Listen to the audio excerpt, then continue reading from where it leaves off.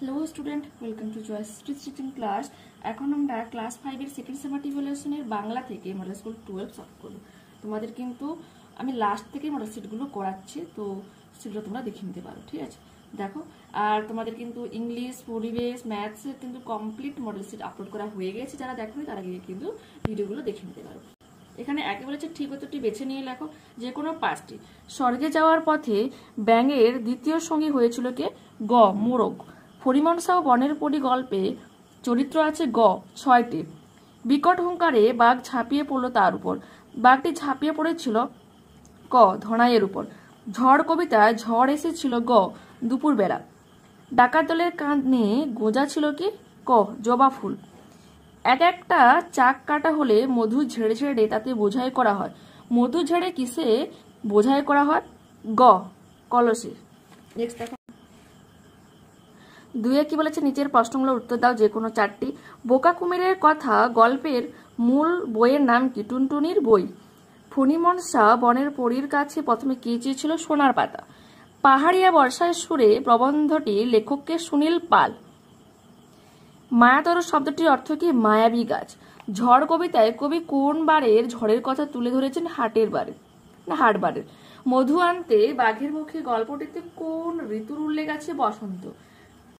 এরপরে তিনে বলেছে তিন চারটি বাক্যে উত্তর দাও, বিকল্প প্রশ্নগুলো লক্ষণীয়।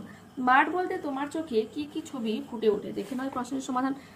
মাঠ বলতে উন্মুক্ত পরিবেশ বুঝি, যেখানে শিশুরা ছুটোছুটি করে খেলাধুলা করছে, বৃদ্ধরা মাঠের একপাশে বসে আড্ডায় মেতেছে, যেখানে গেলে সবুজ প্রাণের সতেজতায় প্রাণ ভরে নিঃশ্বাস নেওয়া যায়, ঠিক আছে? অথবা কি বলেছে কালবৈশাখীর সময় প্রকৃতির রূপ কেমন হয়? দেখে নাও কি হবে এটা।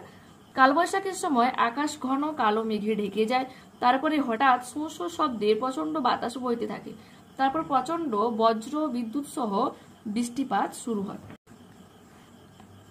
আচ্ছা, তিনের দুয়ে বলেছে চাষ করতে গিয়ে কুমির কি সত্যি শিয়ালকে ঠকিয়েছিল? তার আগে এই প্রশ্নের সমাধানটা দেখে নাও। ফণিমন শাহ বনের পরী গল্পটি পড়ে তুমি কি শিক্ষা লাভ করলে? নিজের অবস্থায় আর নিজের চেহারা নিয়ে যে সন্তুষ্ট না থাকে তার ফণিমন শাহর মতোই দুর্দশা হয়। এবার তিনের দুয়ের প্রশ্ন সমাধানটা দেখে নাও। এবার দেখো চারে কি বলেছে নিচের প্রশ্নগুলো উত্তর দাও। লিঙ্গ শব্দের অর্থ কি? চিহ্ন। এমন একটি শব্দের উদাহরণ দাও যার কোনো স্ত্রীলিঙ্গ নেই। বিপ্নতিক, এটা লিখতে পারো, বা কি লিখতে পারো? অকৃতদার। প্রদত্ত বাক্যটিকে বহুবচনে লেখো। আমি বাড়ি যাই, আমরা বাড়ি যাই, ঠিক আছে? ওকে, এটা বর্তমান কালে রয়েছে, তো তোমাকে যে বাক্যটা লিখবে এটা কিন্তু বর্তমান কালে লিখতে।